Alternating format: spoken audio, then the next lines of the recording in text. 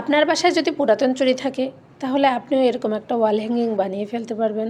তো চলেন কিভাবে এটি বানালাম আপনাদের সঙ্গে শেয়ার করি। তার জন্য আপনার বাসায় পড়ে থাকা কিছু পুরাতন চুড়ি নিয়ে নেবেন।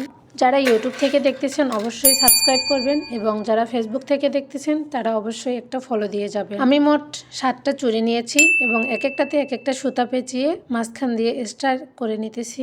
আপনারাও ঠিক এভাবেই করে নেবেন, দেখতে খুব সুন্দর লাগে।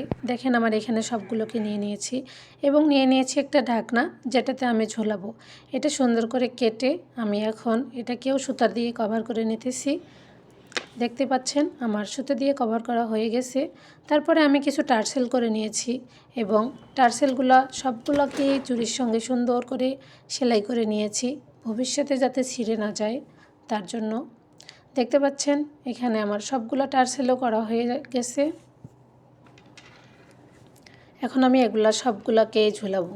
আমি কিছু পুঁথি দিয়ে নিয়েছিলাম এখানে। ফাইনাল লুক দেখে অবশ্যই জানাবেন আপনার কাছে কেমন লাগলো।